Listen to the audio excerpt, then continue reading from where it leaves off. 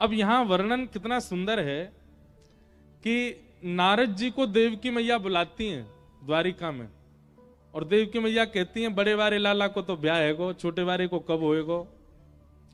तो नारद जी महाराज ठाकुर जी की जन्म पत्री देखने लगे। अष्टमी को जन्म हुआ, इतने इतने समय पर हुआ, आदि आदि सारे ठाकुर जी की जन्म पत्री बनाई, और जन्म पत्री बना करके और बोले मैया तुम्हारे लाला के तो अनेक ब्याह होंगे, लेकिन बड़ी योजना बनानी पड़ेगी, बहुत बहुत मशक्कत करनी पड़ेगी, तब जाके ब्याह होंगे तुम्हारे लाला के। बोले कैसे होंगे? बोले रुको हम कुछ करते हैं। तो नारद जी विचरण करते करते करते एक दिन विदर्भ पहुंचे, और विदर्भ में भीष्मक राजा ने नारद जी का स्वागत किया। तो नारद जी जैसे ही पहुंचे तो राजा ने प्रणाम किया, उनकी पत्नी ने प्रणाम किया, बड़े पुत्र दूसरे तीसरे चौथे पांच सब पुत्रों ने प्रणाम किया। सबसे अंत में प्रणाम करने के लिए आई रुक्मणी। रुक्मणी जी को जैसे ही नारद जी ने देखा और उनके प्रणाम के स्वभाव को, उनका संतों के प्रति जो व्यवहार था और जो उनका स्वभाव था, उससे नारद जी बड़े प्रसन्न हो गए। नारद जी के चित्त में और कुछ नहीं आया, सीधे यही आया, बोले ये तो ठाकुर जी को ब्याह होना चाहिए, इनका तो ठाकुर जी से होना चाहिए।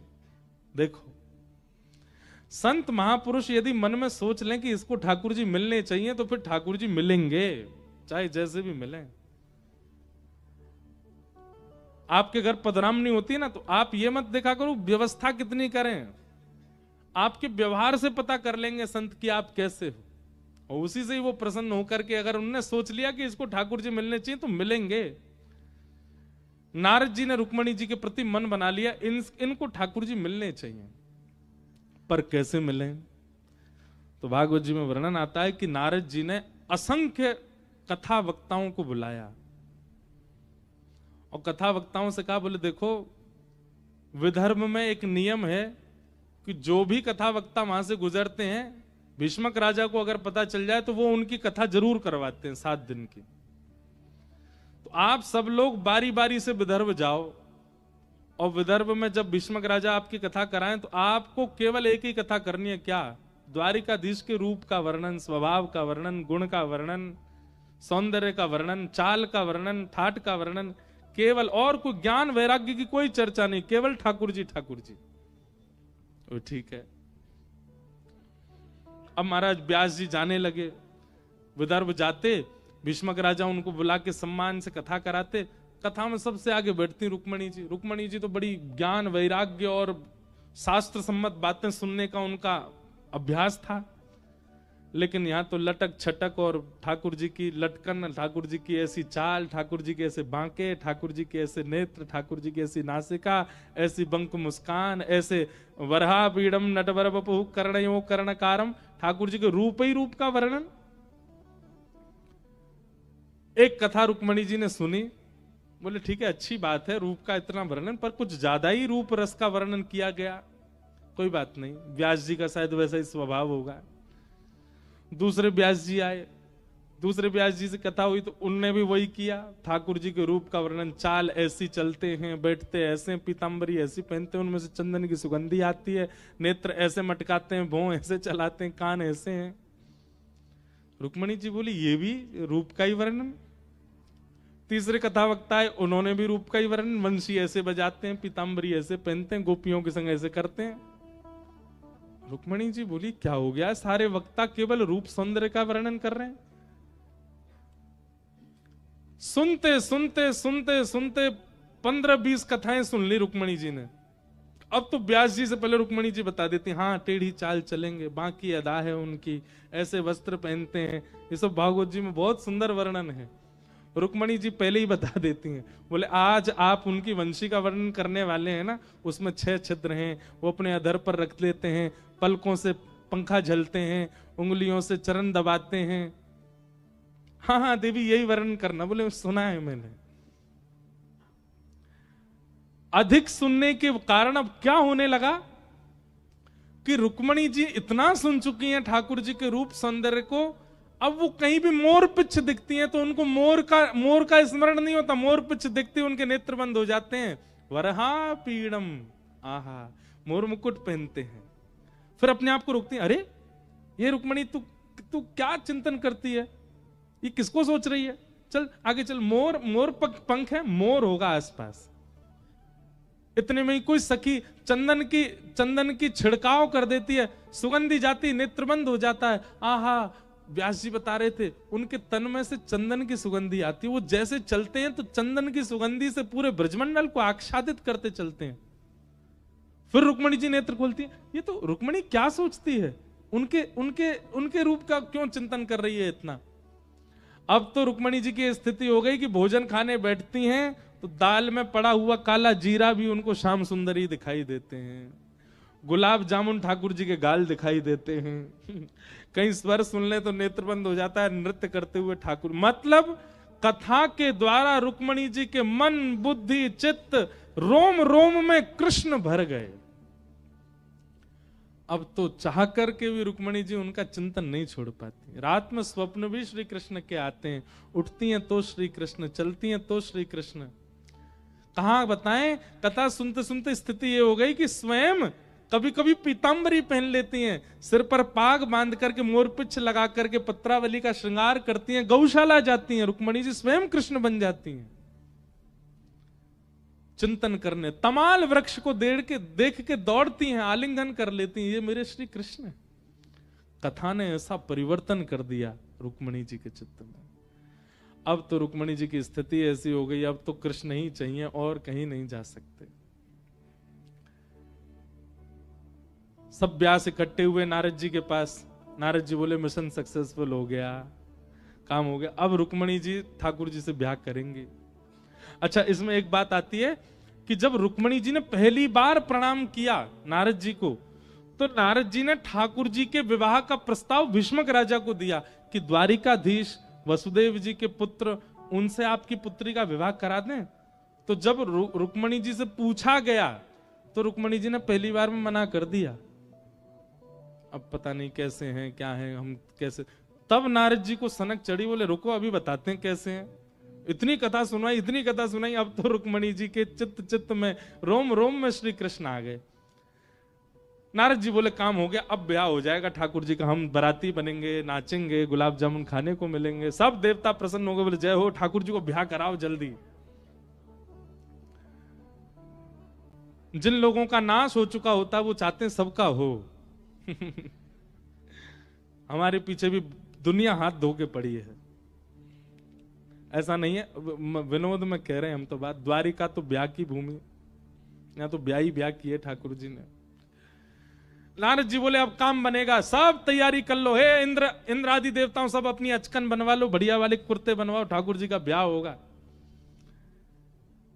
नारद जी गए द्वारिका में जाके देव की मैया से बोले आपके लाला के काजे बहुत बढ़िया छोरी देख ली मैंने, और वो पूर्ण रूपेण आपके लाला के लायक है।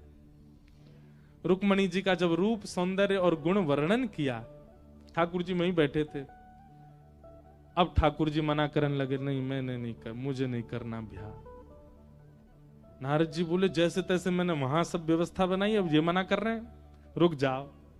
फिर से व्यास बुलाए सबरे, और सब व्यास बोला अब जाने का प्रयास, अब सबरे कहां जाओगे, अब द्वारिका जाओ, और द्वारिका जाके रुक्मणी जी का रूप वर्णन करो।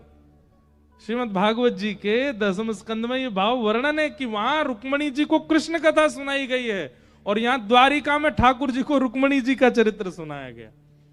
अब व्यास आमे, ठाकुर जी तो सभा में बैठते, सबसे मिलते, महाराज ठाकुर जी प्रणाम, हम व्यास हैं, हम उज्जैन से आए। अच्छा व्यास जी, शाम को भैया 2 घंटे का सत्र व्यास जी का होगा, सब कथा सुनेंगे, सब यदुवंशियों से कह दो।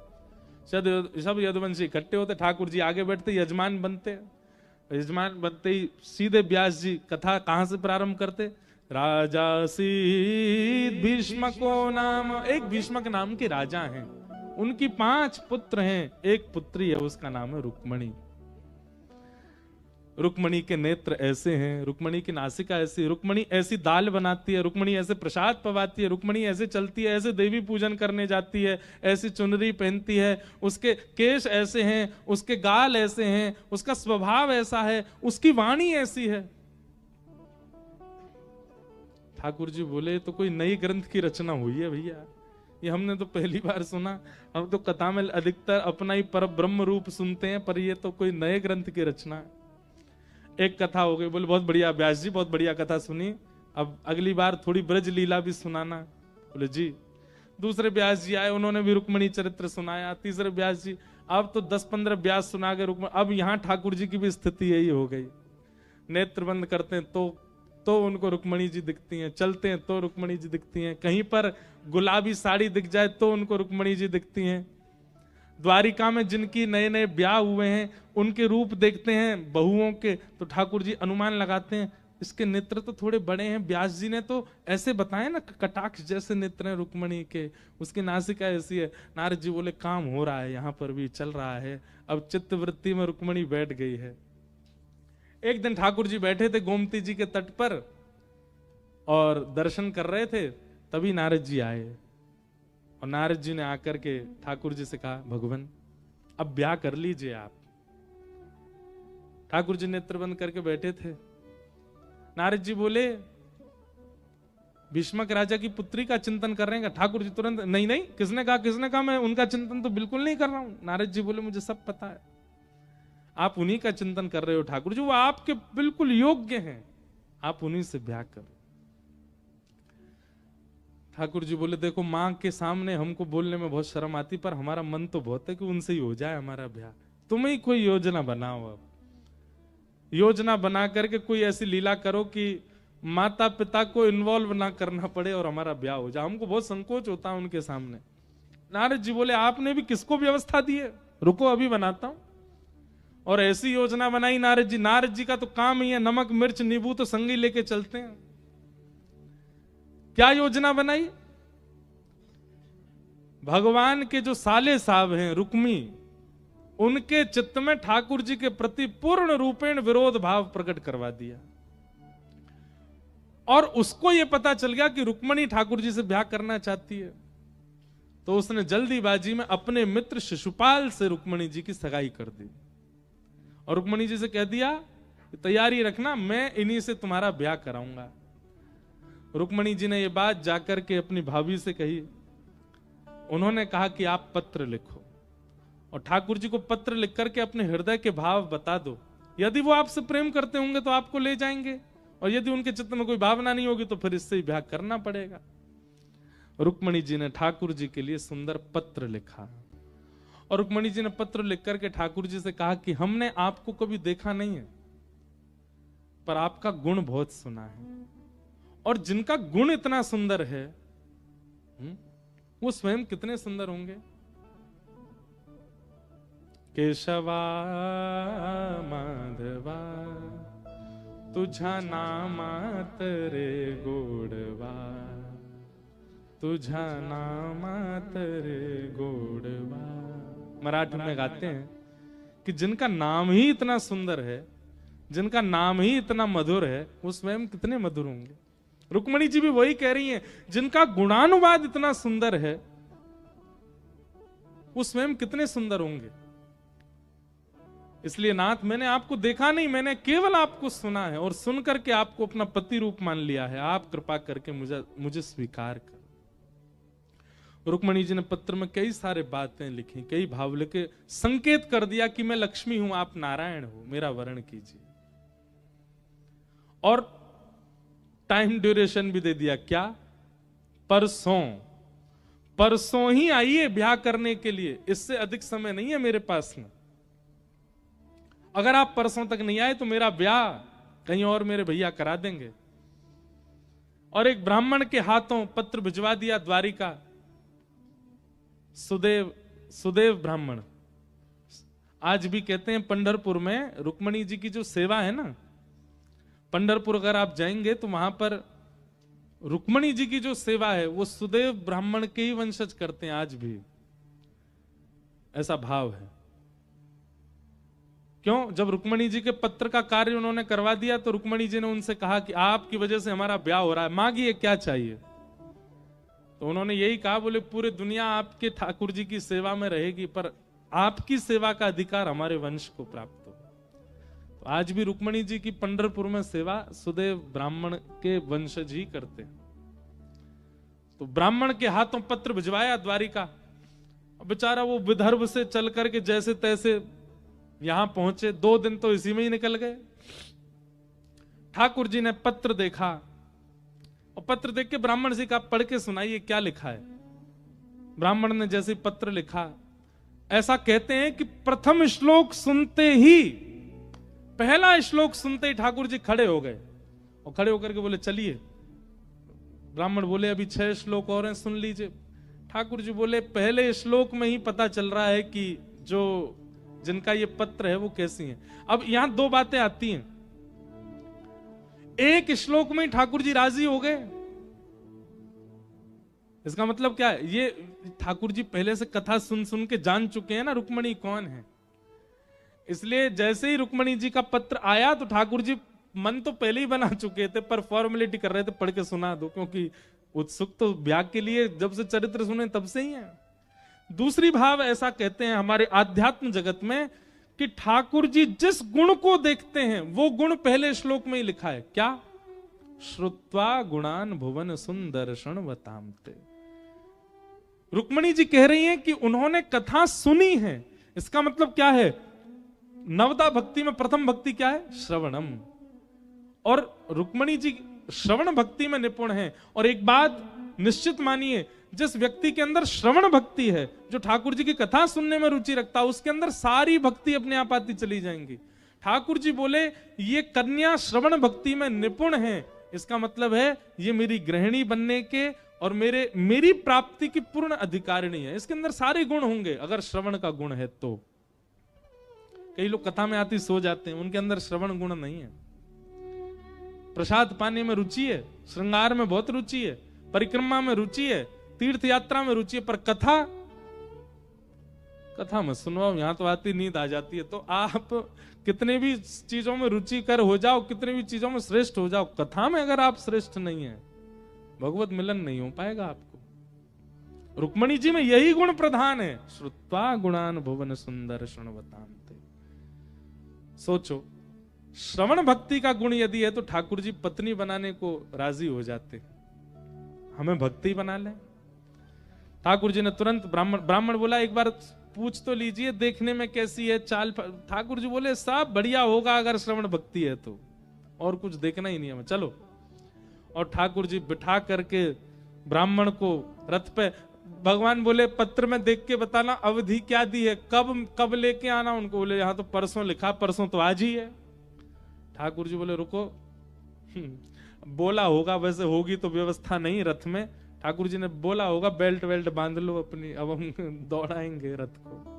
हवा से बात करने लगा ठाकुर जी का रथ, और महाराज चंद मिनटों में ठाकुर जी द्वारिका से विदर्भ पहुंच गए।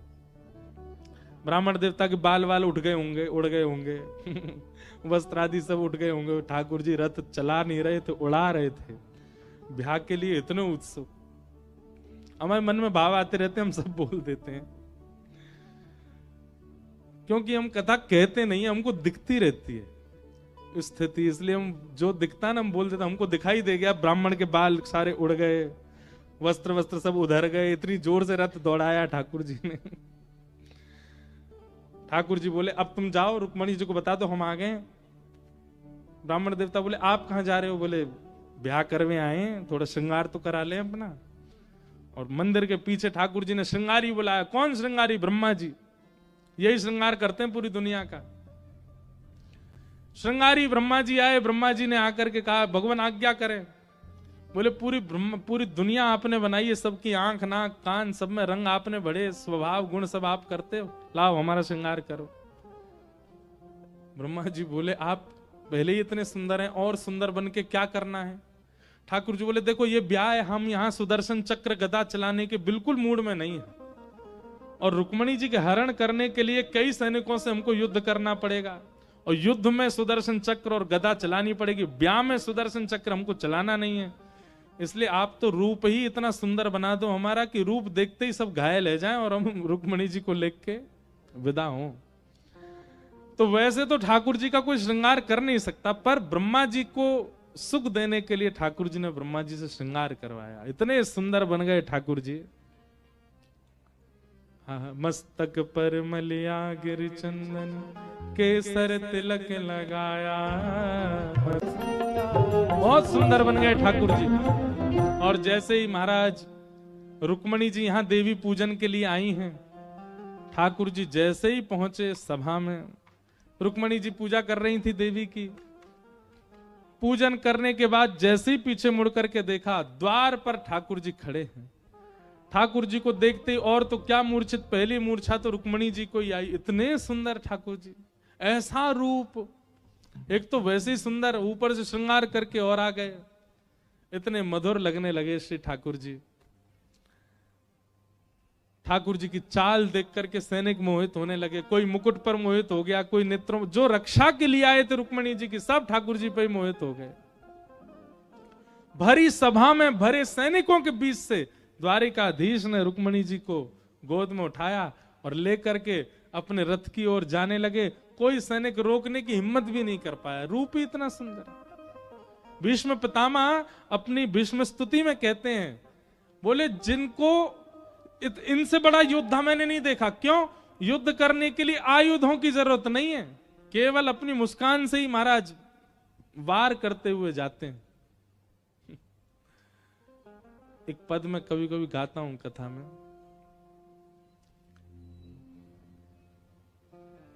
बहुत सुंदर भाव है। जादू भरी तेरी आंखें जिधर गई, जादू भरी तेरी आंखें जिधर। महाराज श्रृंगार ठाकुर जी ने रुक्मणी जी के लिए नहीं किया है, सैनिकों के लिए किया था। सैनिकों की हालत ऐसी हो गई, सबरी गोपी से हो गए, हाथ में अस्त्र शस्त्र लगे हैं, लेकिन आहा, अरे भैया पलक मत झपकाओ, देखो तो सही कितना सुंदर, यहाँ के नेत्र कितने सुंदर है। बोले नेत्र कहा, नाक देख, नाक कितनी सुंदर है। बोले दूसरा बोला, अरे तूने अधर ना देखे होंगे। एक बोलो यहाँ की जूती तो देख कितनी सुंदर लग रही है। तीसरा बोल, अरे चाल तो देख कैसे मटक मटक के चल रहा है। बोलो भैया मेरी तो हाथ तंती दृष्टि ना जा रही। एक बोलो, अरे भैया भूल के या को मुखमंडल या की मुस्कान मत देख लियो। क्यों? बोले 3 बार घायल हो गया हूं मैं अभी तक। ऐसा सुंदर। सब देखते रह गए। ठाकुर जी रुक्मणी जी का हरण करके ले गए। थोड़ी देर बाद सब सैनिक बोले, भैया ये जो भी हो, या को पतो करो, या को तो फिर देखे हुए जाएंगे, बहुत सुंदर हो। एक सैनिक बोला, वो सब ठीक है, रुक्मणी जी कहां गई? भीतर जाके देखे तो रुक्मणी जी है ही नहीं। सब ढूंढने लगे, कहां गई कहां गई। तभी एक सैनिक बोला, बोले मैं बताऊं कहां है। बोले कहां है? बोले वो ले गए हो, जाके तुम हाथ देख रहे, पाम देख रहे, नेत्र देख रहे, मुस्कान देख, वही ले गए हो। सब सैनिकों ने उसको पकड़ लिया। बोले हम तो उसके रूप देख रहे, तेरे को तो पता थी कि वो ले जा रहा है, तैने क्यों नहीं रोका? बोले मैं रोकवे गयो, मैं रोकवे गयो, पकड़वे गयो, लेकिन जैसे ही माने रुक्मणी जी गोद में उठाई ना, दोनों की जोड़ी बहुत बढ़िया लगी मुझे। मैंने कि ले जान दो, बहुत अच्छे लग रहे हैं दोनों। मुंह को लगी रुक्मणी जी को ऐसा बढ़िया वर नहीं मिलेगा, तो मैंने कि एक बार ले जान दो, बाद में देखेंगे जो होगा सो। वाह भाई, ये ठाकुर जी के कमाल है। रुक्मणी जी का हरण करके ले गए। रुक्मी नाम का जो भगवान का साला था, उसको पता चली तो उसने बीच रास्ता में ठाकुर जी के पीछे सैनिक लगा दिए, स्वयं भी लग गया। ठाकुर जी बोले हम तो सोच रहे थे कि बिना शस्त्र अस्त्र लड़ाई के ब्याह हो जाए हमारा, पर होगा नहीं। यशोदा मैया की सौगंध खला दी उसने। बोले अगर यशोदा मैया को दूध पियो तो रुक जा भैया। ठाकुर जी ने तुरंत चाबुक खींचा, रथ रोक दिया। रुक्मणी जी बोली ज्यादा कुछ मत कहिएगा, हमारे भैया हैं। नहीं बस प्रसाद देके आएंगे थोड़ा सा। ठाकुर जी उतर करके गए, आधी दाढ़ी मूछ और केस मूड़ दिए उनके, अपने साले साहब के। फिर वर्णन आता है कि बलराम जी आए बीच युद्ध में। बलराम वहां द्वारिका में किसी को पता थोड़ी है ठाकुर जी कहां गए। जब सुबह देखा कि ठाकुर जी हैं नहीं, तब जांच पड़ताल की गई, देखा गया घुड़साल से घोड़े भी चले गए, रथ भी चला गया, कहां गए ठाकुर जी। तब जाकर के एक सैनिक ने बताया, बोले एक ब्राह्मण आया था पत्र लेकर के, वो पत्र देख के 5 मिनट में तो ठाकुर जी चले गए, और इतनी द्रुत गति से गए कि क्या बताएं। तो रथ के पहियों के निशान देख करके बलराम जी सैनिक लेके पीछे, अभी तक भी ये नहीं पता लाला गए कहां हैं।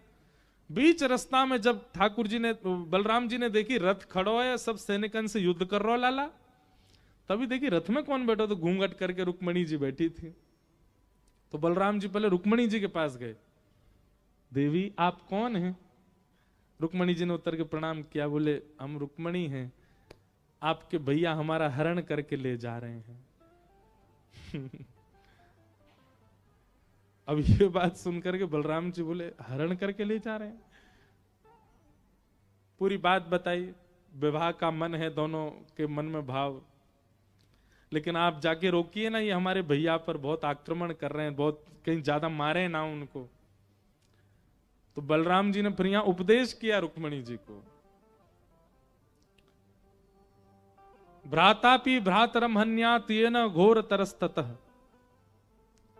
रुक्मणी, ये राजधर्म बहुत विचित्र है, यहां कभी कभी तो भाई भाई लड़ लेते हैं, परंतु मैं लाला को समझाऊंगा जाके, अभी कुछ नहीं कहेगा। तुरंत बलराम जी पहुंच गए, हे लाला, तुरंत ठाकुर जी स्तब्ध हो गए, भैया आप कैसे आए?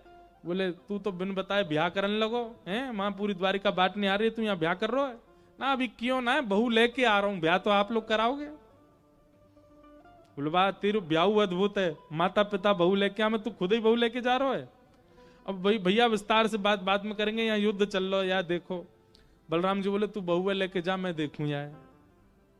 और बलराम जी ने सुलह करा करके रुक्मी को वापस भेजा। ठाकुर जी द्वारिका आए, द्वारिका आकर के वसुदेव देव की द्वार पे ही खड़े थे। भगवान ने कही जी हमसे ब्याह करना चाहे या हमारे हम इनको ले आए, अब आप हमारा ब्याह करा दो। वसुदेव जी बोले लाला ऐसे ब्याह ना होए बे, ऐसे बहू ले आयो, बाकी माता पिता परिवार सब होने चाहिए, चल वहीं चलेंगे, विदर्भ में ही ब्याह होएगा। विदर्भ पत्र भेजा गया कि हम आपकी पुत्री को भी भेज रहे हैं और लाला की बारात लेके आ रहे हैं, आप तैयारी करो, लाला को ब्याह होएगा। रुक्मणी जी वापस विदर्भ गई और विदर्भ जाकर के फिर तैयारियां प्रारंभ हुई। अब यहां वर्णन ऐसा भी आता है कि सब लोगों ने रुक्मणी जी को बहुत डिमोटिवेट किया ठाकुर जी के लिए। उनका रूप ऐसा है, उनकी चाल ऐसी है, उनके माता पिता का पता नहीं है, उनके इनका पता नहीं है, इनका। तो रुक्मणी जी जो भगवान के साथ द्वारिका गई, इस बीच में क्या दोनों की कोई बात नहीं हुई? रुक्मणी जी जब द्वारिका आई थी पहले, तो ठाकुर जी को उन्होंने बताया कि आपसे हमारी प्रार्थना, जब आप ब्याह के लिए आओ तो जितने भी मेरे परिवार के लोगों के चित्त में संशय हैं, वो सारे संशय दूर कर दीजिएगा। सब आपको लेकर के बहुत संशय में है। कोई कहता आपकी चाल टेढ़ी है, कोई कहता आपके माता पिता का पता नहीं है, कोई कहता आपका रूप सुंदर नहीं, कोई कहता आप काले हो ऐसे वैसे। ठाकुर जी बोले अभी कोई कमी लग रही है हमें? बोले आप तो बस पूरे, तो हम आपको देख ही नहीं पा रहे हैं, चरण देख के बात कर रही हैं आपसे, इतने सुंदर लग रहे हैं। बोले बस इससे 21 ही बन के आएंगे, आप चिंता मत करो। आज ठाकुर जी दुल्हा बन के आए। रुक्मणी जी ने पहले ही बता रखा है कि हमारे यहां सब विपरीत हैं आपसे।